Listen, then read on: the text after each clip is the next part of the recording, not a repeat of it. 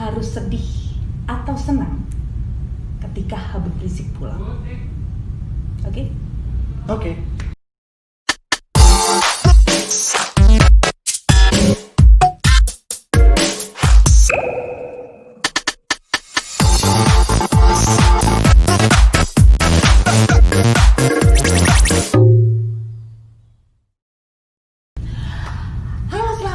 Sahabat dimanapun kalian berada, saat ini kalian sedang menyaksikan program Pikiran Milaja bersama saya sendiri, Milaja. Nah, di episode perdana ini saya kedatangan sahabat saya, kawan saya, Haidar Ali. Halo. Apa kabar, Pak? Alhamdulillah baik, Bu. Iya, ini enaknya kita ngomong formal apa enggak nih? Jangan dong, Iya. ngomong biasa aja. Kayaknya kaku nggak enak ya, Pak? Ya. Oke. Ya, Ria, apa kabar lo? Baik, alhamdulillah. Oke, sibuk apa? Lagi persiapan sinetron baru. Oke, yang terakhir apa? Jangan panggilku Pak Haji. Wih, keren. Berapa episode, Pak? 60. Pantesan lu bahagia ya, Covid lu Alhamdulillah. tenang, orang lain pada begini lu santai kipas-kipas di rumah ya. Ya nggak juga, tetap harus ada pekerjaan juga. Ya tapi kan selfie lah kemarin. Alhamdulillah. Oke, thank you lo kirimannya kemarin. Sama-sama. Oke, Rap, nggak usah panjang lebar ya. Kemarin kan lu udah syuting segala macem ya kan. Sekarang kemarin udah kita bahas sendiri. Nah sekarang ini kita bahas yang lagi in aja. Siap. Apa itu? Ini tentang gejolak yang ada di Indonesia 2 hari ini yang luar biasa. Tema kita hari ini, harus sedih atau senang ketika Habib Rizik pulang. Oke? Oke, so lu sendiri, lu senang apa sedih sih ketika Habib pulang? Senang banget. Kenapa? Ya karena beliau adalah baik. Asli Indonesia, setelah sekian lama dia ada di Arab dan sekarang kembali ke Indonesia, senang banget. Habaib. Habaib. Terus kenapa kalau habaib? Oke, gue jelasin sedikit ya, gue jelasin dulu. Kita sebagai orang Islam mempunyai kewajiban untuk mencintai Allah dan Rasulnya di atas segala-segalanya. Perintah Allah wajib sekali untuk kita jalankan. Dan perintah Rasul juga wajib untuk kita jalankan. Walaupun gue sendiri masih jauh dari kata benar untuk melakukan segalanya, tapi perintah Nabi Muhammad SAW untuk mencintai anak keturunannya. Anak keturunannya? Iya. Oke. Memang Habib Rizik benar keturunan Rasul? Pasti. Yakin banget. Karena kalau di kalangan orang Arab ini selalu mengingat siapa bin siapa sampai ketemu langsung ke baginda Nabi Muhammad SAW. Oke, kalau kayak di negara kita berarti setiap orang tuh kayak ada akte kelahiran, tapi khusus kayak khusus gitu kan untuk yang Arab ini keturunan apa gitu. Yes. Oh gitu. Itu udah pasti akurat atau bisa pasti dibikin akurat. Pasti akurat. Walaupun ada orang yang memalsukan. Ada orang bukan keturunan tapi dia mengaku-ngaku. Dan itu pun gampang banget buat terdeteksi. Gampang banget. Itu untuk silsilah keturunan Nabi itu berbadan hukum juga nggak sih? Oh iya. Gitu? Ada namanya Arobitoh. Dia yang mencatat semua anak keturunan dari Nabi Muhammad SAW. Dan gue selain seneng, gue juga sangat bersyukur. Habib Rizik ini selain dia anak keturunan dari Nabi Muhammad SAW, beliau juga melanjutkan dakwahnya beliau. Oke. Melanjutkan dakwah. Ya. Setahu gue gitu kan, Nabi Muhammad itu berdakwah itu dengan cara yang sopan, santun, lembut, penuh kasih. Kenapa Habib ketika dakwah itu ada beberapa di sosial media itu tuh sering menggunakan kata yang tidak selembut Nabi. Ya, kenapa? Untuk bagian itu sebenarnya ketika kita melihat video-video Habib Rizik secara full bukan yang dipotong-potong dan mungkin mengenal beliau lebih dekat lagi. Kita nggak perlu untuk cinta dengan beliau, untuk tahu kelembutan beliau itu sebenarnya kita nggak perlu untuk duduk bareng dengan beliau terlalu jauh. Artinya seluruh netizen Indonesia ini disuruh mengenal dulu gitu? Loh, kita gampang mengenal. Kalau contoh kita nggak suka dengan satu video, lu lihat satu video, ini Habib kok marah-marah, jangan stop di sini dong. Lihat yang lainnya dulu. Lihat beberapa video fullnya. Habib Rizik itu tidak semuanya ngomong kasar dan setiap ulama mempunyai gaya bicara masing-masing, gaya dakwah masing-masing. Begitu juga ketika zaman dahulu Nabi Muhammad, ya kita melihat sahabat-sahabat yang lain juga ada Umar bin Khattab yang gaya bicaranya juga keras. Seperti Habib Rizik. Intinya keras. Yes. Oke. Apakah dengan dakwah yang sekeras itu sebenarnya apakah beliau tidak memikirkan bahwa efeknya nanti ketika saya ngomong tidak lembut gitu kan, efeknya banyak orang yang pro dan kontra pastinya ya kan. Kalau yang pro itu tadi jawabannya udah harus kenal dulu, harus denger dulu dakwahnya yang dari awal, jangan yang ambil sepotong-sepotong aja. Ya. Gitu. Ya, emang inti pertanyaannya? Inti pertanyaannya adalah kenapa sih nggak mau yang lembut aja gitu kan, jadi makanya tadi gitu kembali kan. lagi ke omongan awal, ketika melihat video Habib Rizik secara full, banyak banget video-video Habib Rizik yang sampai saat ini belum ter-take down. Itu masih banyak kok. Oke, berarti ada lembut juga. Beliau juga punya alasan kenapa beliau ngomong yang keras, yang kasar gitu. Oke. So, lanjutnya? Dan menurut gua, ketika Habib Rizik menjalankan dakwah bertujuan untuk memberi kebaikan kepada umat, membuat kemaslahatan umat jadi lebih baik lagi, mau dengan cara lembut ataupun kasar, sah, kita harus mengikuti. Berarti artinya ketika nanti misalnya lu nih someday, kita nggak pernah tahu, who knows ya, someday lu juga punya kesempatan untuk berdakwah, lu akan melakukan hal yang sama atau sebaliknya? Gini Mil, dakwah ini ada beberapa klasifikasi. Ada yang berdakwah dengan tujuan harta. Oke. Kita berdakwah dengan harta tanpa bicara. Ada yang berdakwah dengan urusan khusus fokus dengan akhlak. Nah ini orang yang bicara untuk memperbaiki akhlak umat, dia selalu bicara hal-hal yang baik yang bertemakan dengan akhlak yang baik. Nah, Habib Rizik dengan gaya Habib Rizik dan dengan tujuan yang akan beliau jalankan, ada klasifikasinya. Paham? Ada klasifikasinya. Banyak keresahan seperti itu sih ya. Ya itu tadi bolak-balik pasti pertanyaannya, kenapa sih harusnya apakah dengan gaya bicara seperti itu akhirnya ada. Tapi kembali lagi. Tadi kan yang awal gue udah bilang, untuk mencintai ahlul bait, anak keturunan Nabi Muhammad, kita tidak perlu melihat dari sudut pandang manapun. Ada cocok dan tidak cocok, kita harus bisa memilah, karena ini kewajiban dari agama kita. Ini kewajiban yang disuruh langsung oleh Nabi Muhammad SAW. Mau apa? Ketika kita mencari kekurangan seseorang, pasti kita akan nemu kekurangan. Nah, sebisa mungkin ketika ini adalah hal yang diwajibkan oleh Nabi kita, kita harus menahan nafsu kita untuk mencari kekurangan. Selesai. Wajib. Oke, paham sampai di situ. Mungkin mudah-mudahan netizen yang ada di rumah juga paham ya sampai di sini. Untuk selanjutnya nih, lu sebagai warga Indonesia dan lu sangat paham ini adalah negara hukum. Yes. Kenapa seorang keturunan Nabi berurusan dengan hukum? Oke, itu bukan kapasitas gue untuk mengomentari hal ini, dan itu bukan ranah gue sama sekali. Gue nggak ngerti tentang hukum, dan gue juga nggak ngerti sepaham itu tentang apa sih kesalahan-kesalahan atau yang dipermasalahkan di mata hukum. Gue nggak setahu itu.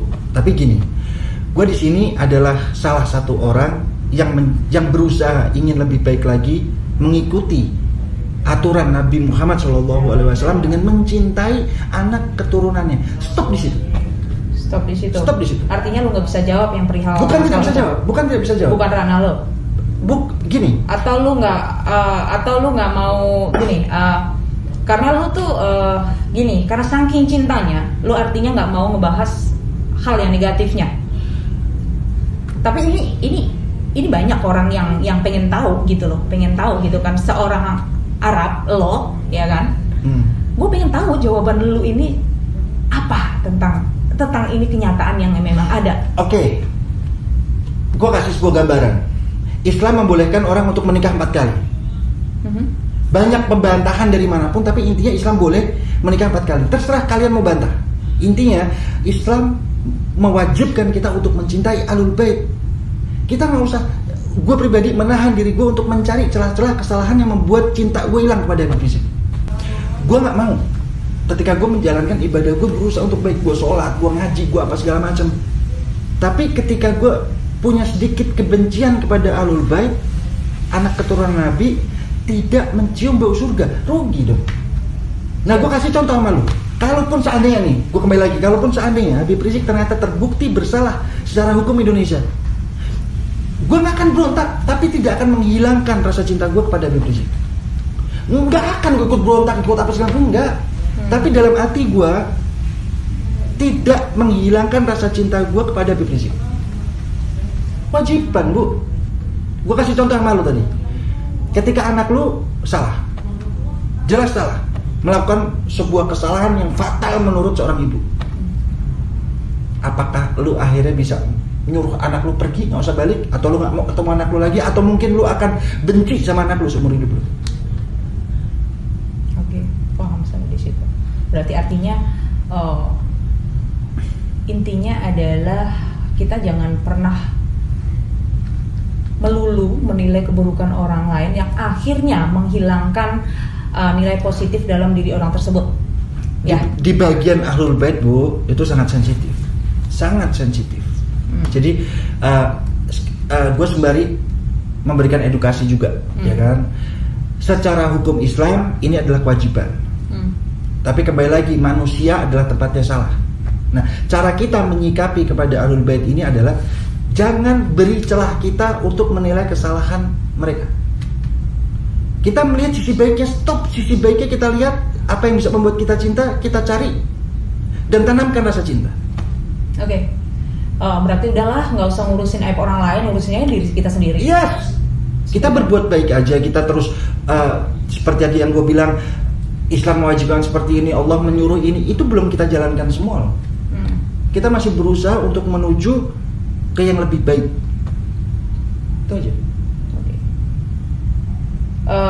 Ngobrolin masalah hukum, gue pengen banget nih ngebahas nih, ini yang pasti pertanyaannya banyak nih netizen yang pada nanya gitu kan, kok pasukannya Habib Rizik yang menjemput kemarin itu kok banyak yang ngelanggar protokol, banyak ada beberapa di media gue lihat ada beberapa fasilitas yang rusak, dan itu bener apa enggak gue nggak tahu, karena gue ngeliat di media kayak gitu.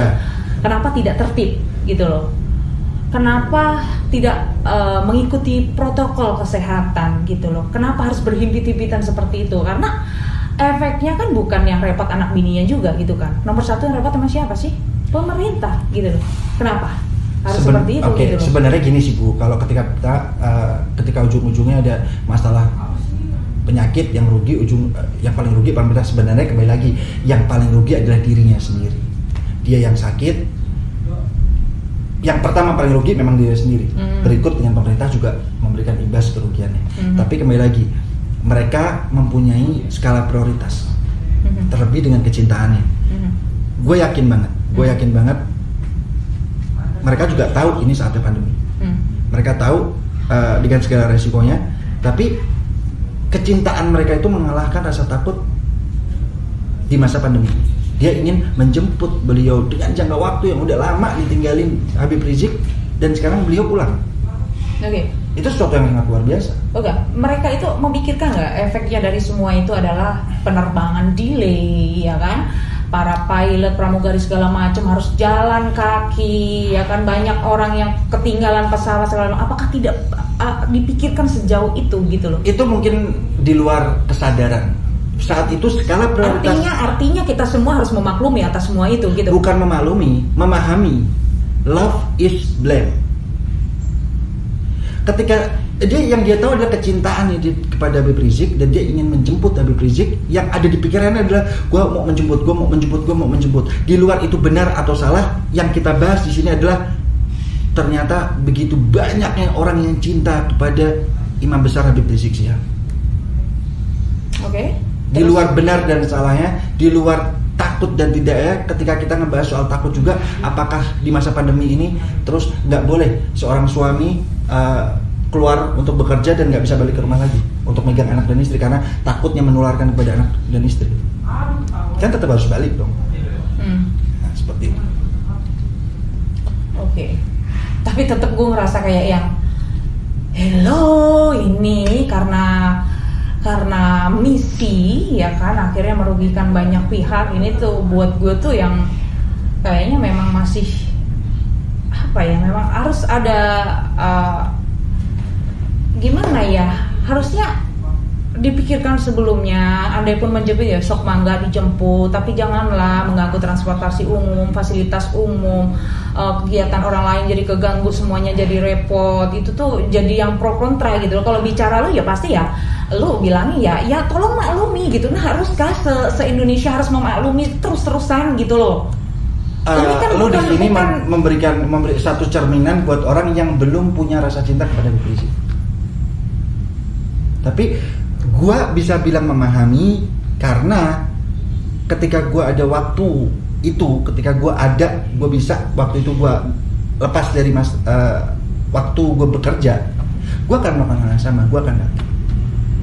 Bukan itu poin gua. Iya ngerti gue, poin maksudnya itu, cuma masih gimana ngeganjal di hati gua ketika gimana sih, kenapa sih lu semua minta ditoleransiin terus gitu loh.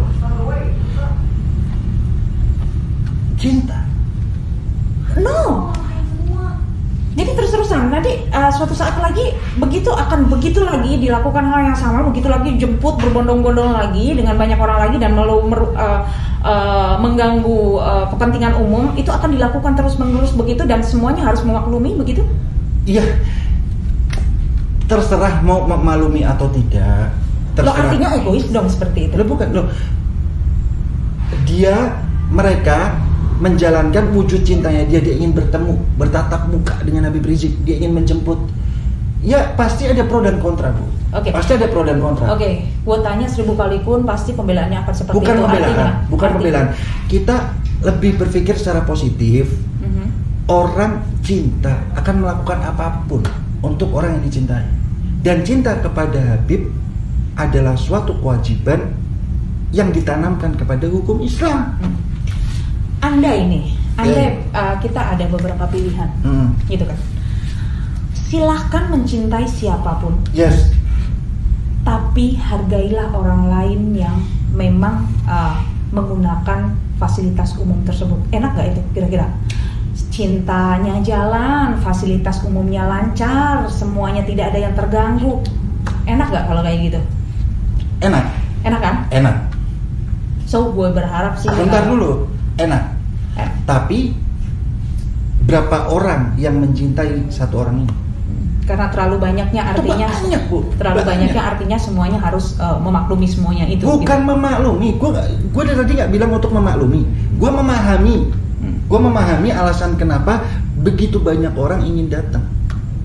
Tidak ada keinginan untuk merusak, tidak ada keinginan. Berarti semuanya karena faktor ketidaksengajaan. Fokusnya adalah cinta. Prioritasnya adalah cinta, ingin jemput. Gue yakin waktu itu mereka juga tidak akan memikirkan ini akan membuat delay, ini akan membuat ini, intinya cinta. Gue menjalankan hal seperti ini, wujud cinta gue. Itu doang. Oke. Di luar sana banyak yang pro kontra dengan masalah ini. Oh pasti. Akhirnya yang mencintai ya kita bisa lihat kemarin segitu banyaknya orang yang datang di luar pasti banyak netizen yang berpikiran adalah itu pasti ada yang koordinir. Yang satu lagi enggak, ini semuanya karena cinta, semuanya datang. Ada yang memang benar ikhlas datang karena kecintaannya. Pasti ada dua versi pro dan kontra. So pertanyaan gue adalah pesan lo buat orang-orang yang kontra dengan Habib Rizik yang selama ini selalu yang dilihat adalah media-media yang di sosial media yang menampilkan hanya keburukannya saja. Apa pesan lo kira-kira? Oke, nggak terlalu jauh sampai ke arah situ, lebih gini. Mereka punya hak apapun, hak mencintai dan hak untuk membenci. Seperti apa yang udah terdahulu terjadi. Nabi Muhammad waktu berdakwah juga tidak semuanya setuju, tidak semuanya pro, ada kontra. Sampai terjadi beberapa peperangan karena kontra. Nah, itu sebenarnya yang wajar. Kita hidup dengan skala kecil, tetangga kita juga ada nggak suka sama kita, ya kan? Suatu hal yang wajar. Sah membenci ataupun cinta, tapi saran gue pribadi, apabila yang membenci itu adalah umat Islam, sangat disayangkan. Kenapa? Itu adalah kewajiban. Bagaimana kita menyikapi kewajiban yang diwajibkan kepada Nabi Muhammad untuk kita semua? Kita harus mencintai anak keturunan Nabi Muhammad. Wajib. Barang siapa yang membenci, barang siapa yang menghujat, tidak mencium bau surga. Artinya semuanya harus satu frekuensi? No. So, tadi kan gue udah bilang dari awal, tidak harus satu frekuensi. Kalau tidak suka, bukan berarti harus membenci. Kalau lu nggak suka, lu nggak cinta, jangan ambil lawan katanya membenci. Nggak usah ikut untuk dijemput, nggak masalah. Nggak usah ikut untuk acara rombong-rombongnya, nggak masalah. Tapi jangan menghujat. Tapi nggak dosa kan? No. Tidak dosa. Yang dosa ada tadi gue bilang, yang membenci, yang membenci atau memusuhi. Itu menurut gue, yang gue tahu dalam hukum Islam. Sekarang kita bicara yang membenci atau yang tidak suka, ada yang belum cinta. Itu apa kita harus menyalahkan diri orang tersebut? Tidak. Hidayah bisa datang tanpa kita tahu kapan hidayah itu datang. Jadi kayak gitu ya? Yes. Gak ada sedikit pun kebencian buat orang yang sampai saat ini masih dalam kebencian kepada dia. Ya, ini sebenarnya seru banget. Ya kan? Ini gue sebenarnya pengen gue bedah panjang kali, lebar kali, tinggi. Cuma waktunya udah habis. Next kita bedah lagi di episode selanjutnya. Gue pengen tahu dalemannya seperti apa sih gitu. Gue pengen memberikan efek negatif ini menjadi positif setidaknya dengan tayangan ini ya. Amin. Gue thank you banget lu udah datang. Mau datang ke sini. Mudah-mudahan cepet syuting lagi. Amin. Mudah-mudahan semuanya kembali normal. Thank you so much. Terima kasih juga untuk para sahabat yang ada di rumah. Semoga semuanya menjadi positif dengan adanya tayang ini. Terima kasih, selamat malam dan dadah.